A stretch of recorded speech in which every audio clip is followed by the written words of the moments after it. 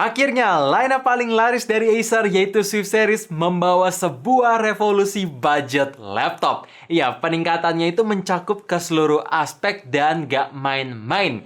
Ya, peningkatan ini gue tunggu dari 2 tahun terakhir, akhirnya terjawab sudah di Acer Swift 3 OLED. Jadi buat kalian penasaran apa aja yang berubah? So, welcome back to Up2Date Aiden Channel. Nama gue Greg dan langsung aja kita bahas. Let's check it out.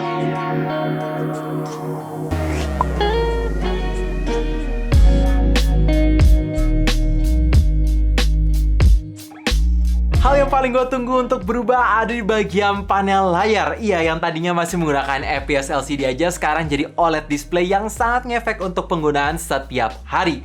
Ya, dalam segi tingkat akurasi warna bisa lebih vivid, bisa lebih vibrant, dan kalau ada warna gelap itu beneran bisa redup, sehingga penggunaan baterai ya bisa menghemat jauh lebih efisien ketimbang IPS LCD. Kedua, dalam segi brightness memungkinkan layar untuk tampil lebih cerah lagi. Ya, yang tadinya cuma mentok 350 nits, sekarang sampai 500 nits, sehingga viewing angle bisa makin luas.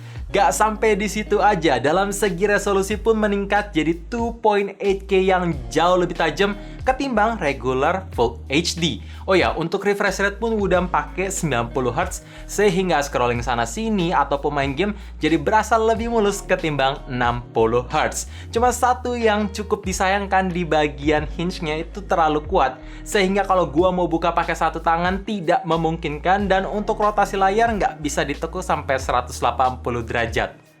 Dalam segi performa di laptop ini meningkat karena sudah menggunakan Intel Core 12 Gen terbaru. Ya, untuk unit yang sekarang gue review, prosesornya menggunakan Intel i5 12500H dengan kombinasi Intel Iris Xe Graphics on board, RAM 16GB LPDDR5, storage 512GB PCIe Gen 4, connection Wi-Fi 6E, dan OS menggunakan Windows 11 Home plus dapat free Microsoft Office dan Student 2021. Ya, jadi performa dari Intel Core 12 Gen sendiri menurut gue oke banget ketika mau dipakai main game kayak mainstream CSGO dengan resolusi 1080p grafik medium. Gue bisa dapat FPS rata-ratanya di angka 75, lowest di angka 44, dan highest di angka 95. Sedangkan untuk game Genshin Impact yang game mainstream banget juga, dengan resolusi 2.8K, grafik medium, set render resolution ditaruh di 0,6, bisa dapat FPS rata-ratanya di angka 42, highestnya di angka 44, dan lowest di angka 38. Jadi walaupun gaming atau laptop ini bukan gaming laptop, tapi ketika kalian butuh untuk dipakai main game masih oke. Dan satu concern gue, untuk fan-nya atau pembuangan fan di laptop ini tuh menghadap ke atas di bagian kanan. Ya, layarnya itu jadi berasa panas. Gue takutnya akan merusak layar, tapi hanya waktu yang akan menjawab sih. Oh ya, by the way, untuk upgradability laptop ini, RAM tidak bisa di-upgrade karena sudah embed, tapi untuk storage masih tersedia satu slot NVMe yang ukuran kecil dan bisa di-upgrade sampai 1 TB.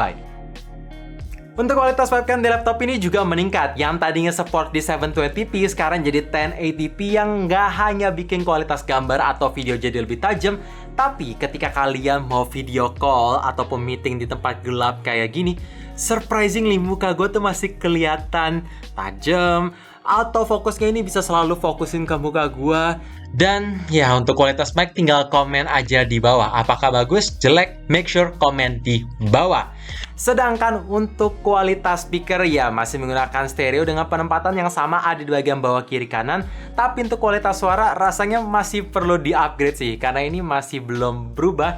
Bassnya kurang berasa dan suaranya kurang kenceng. Tapi buat kalian penasaran gimana sound quality, seperti biasa pasang earphone ataupun headset, gue play di volume 100%.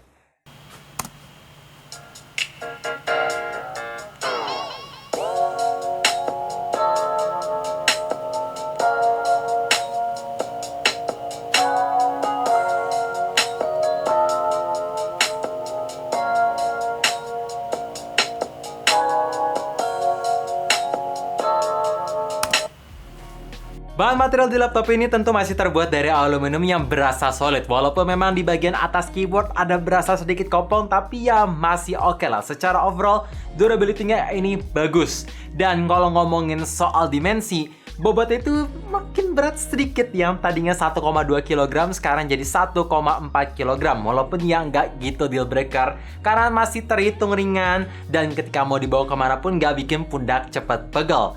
Dalam segi dimensi ketipisan, ya ini di 17,9 mm yang oke lah ada di tengah-tengah. Lanjut ngomongin soal desain, sebenarnya ini simple, polos seperti ciri khas Swift Series. Tapi satu yang menarik perhatian gue dalam pemilihan warna. Asli, warna goldnya ini terlihat tidak norak sama sekali. Ya, terlihat klasik, terlihat elegan, dan terlihat makin mewah.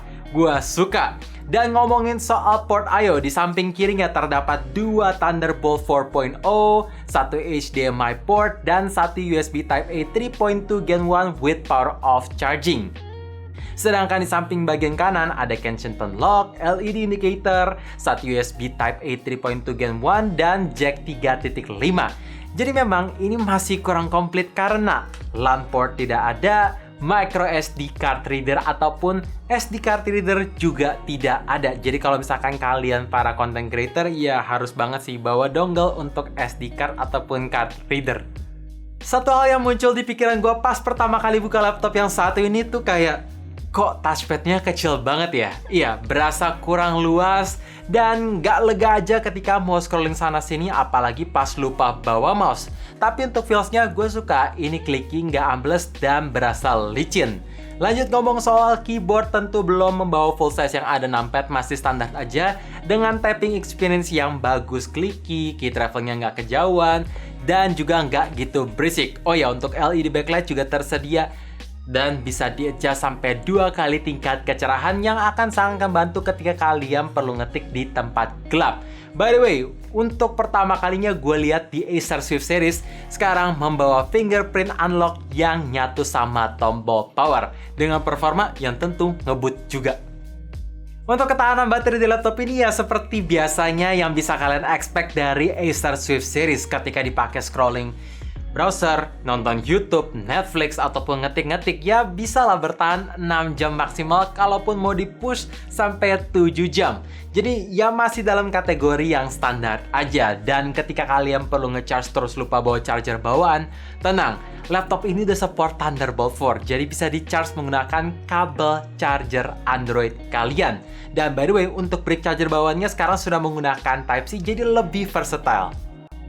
So guys, itu dia video review Acer Swift 3 OLED versi channel Up To Date IDN. Intinya dengan harga 13.499.000, menurut gue laptop yang satu ini pantas untuk dilirik.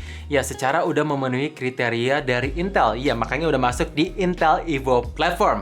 Walaupun memang yang menjadi deal breaker dari gue pribadi ada di bagian hinge yang susah dibuka pakai satu tangan dan nggak bisa di-rotate sampai 180 derajat. Kalau misalkan kalian nggak masalah, silahkan aja. So, thank you for watching. Jangan lupa like dan subscribe channel ini sekaligus nyalain notifikasinya juga supaya kalian tahu kapan video baru diupload. And as always, stay safe, stay healthy, dan stay updated with Up To Date.